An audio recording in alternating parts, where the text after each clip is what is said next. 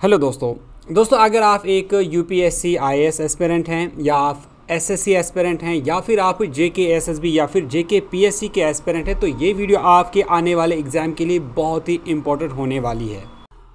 दोस्तों इस वीडियो में हम बात करेंगे ग्लोबल हंगर इंडेक्स 2023 वर्ल्ड और इंडिया के बारे में। इंडिया की क्या रैंक रही और वर्ल्ड में जो टॉप रैंक पे मुल्क रहा उसके बारे में हम इस वीडियो में जानने की कोशिश करेंगे।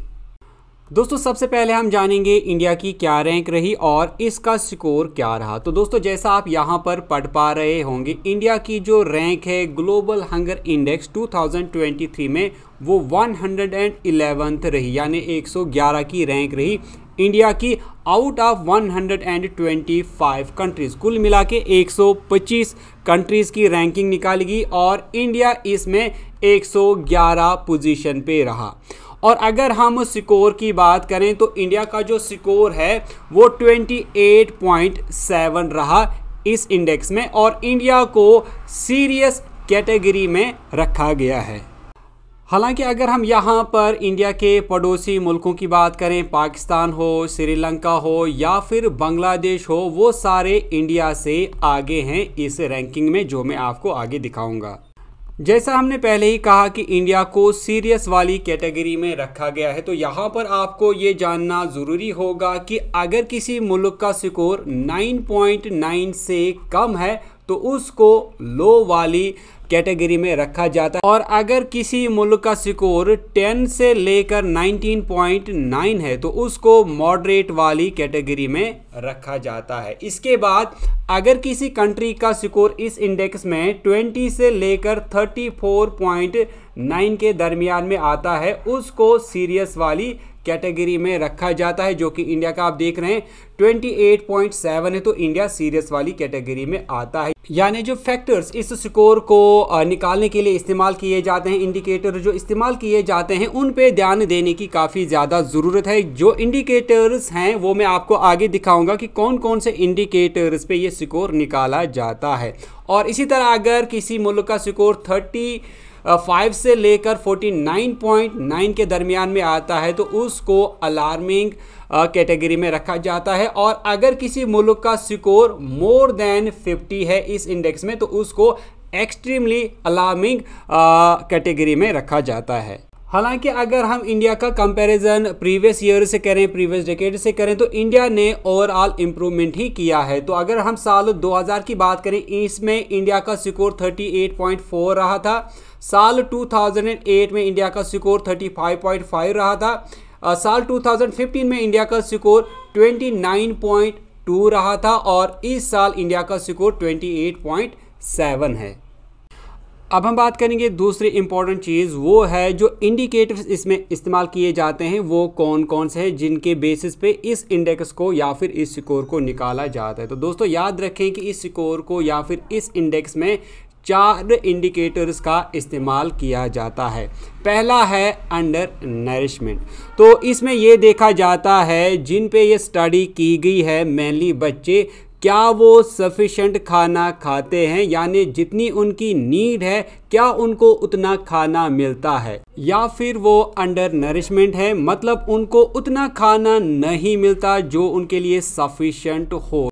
दूसरा जो इंडिकेटर इसमें इस्तेमाल किया जाता है वो है चाइल्ड वेस्टिंग, मतलब यहाँ पर बच्चों की स्टडी की जाती है जिनकी एज 5 साल तक की हो और देखा ये जाता है कि जो बच्चे की हाइट है क्या उसके हिसाब से उसका बॉडी वेट है या नहीं है। अगर हाइट के हिसाब से बच्चे का बॉडी वेट कम है तो उसको चाइल्ड वेस्टिंग कैटेगरी में रखा जाता है और अगर ऐसा है तो बच्चों में अंडर न्यूट्रिशन जो कंडीशन है वो पाई जाती है, मतलब जो वो खाते हैं वो उनके लिए सही गुज़ा नहीं होती है, मतलब उनको प्रॉपर डाइट नहीं दी जाती।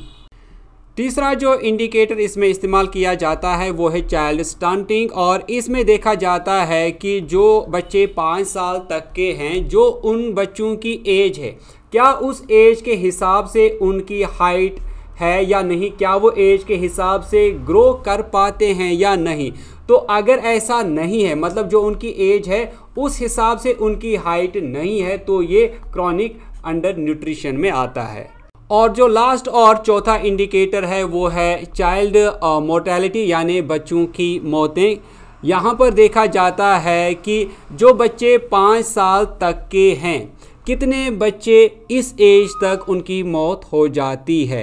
अगर ऐसा है कि बच्चे जो हैं वो 5 साल की उम्र तक ही उनकी मौत हो जाती है, तो इसको इनएडुकेट न्यूट्रिशन और अनहेल्दी इन्वायरमेंट या फिर सैनिटेशन कैटेगरी में रखा जाता है। तो इन 4 इंडिकेटर्स को मिलाकर, जिनमें अंडर नरिशमेंट 1/3 कंट्रीब्यूट करता है, चाइल्ड स्टंटिंग 1/6 कंट्रीब्यूट करता है, चाइल्ड वेस्टिंग 1/6 कंट्रीब्यूट करता है और चाइल्ड मोर्टेलिटी 1/3 इसमें कंट्रीब्यूट करता है, और इस पे GHI स्कोर जो है वो निकाला जाता है। दोस्तों, ग्लोबल हंगर इंडेक्स को 2 ऑर्गेनाइजेशन ज्वाइंटली निकालती है, एक है कंसर्न वर्ल्ड वाइड और दूसरी है वर्ल्ड हंगर हेल्थ। अब दोस्तों, ये आप देख रहे हैं, ये तमाम मुल्कों की रैंकिंग है, जहां पर रैंक 1 पे बेलारूस रहा और इसका स्कोर लेस देन 5 रहा। और उसके बाद आप देख रहे हैं बोस्निया और हर्ज़ेगोविना, इसका भी स्कोर जो है वो ओवरऑल लेस देन 5 रहा। तीसरे नंबर पे चिली, इसका भी स्कोर जो है ये लेस देन 5 रहा। और इसके बाद चाइना और बाकी मुल्क हैं। अब हम आगे देखेंगे जो इंडिया के पड़ोसी मुल्क हैं, जिनमें श्रीलंका है, बांग्लादेश है या फिर पाकिस्तान है, उनकी क्या रैंक रही इस ग्लोबल हंगर इंडेक्स में। तो आप यहाँ पर देख रहे हैं जो बांग्लादेश है उसकी रैंकिंग जो है वो 81st रही और इसका जो स्कोर है वो 19.0 रहा, यानी इंडिया से बेहतर इसकी पोजीशन है।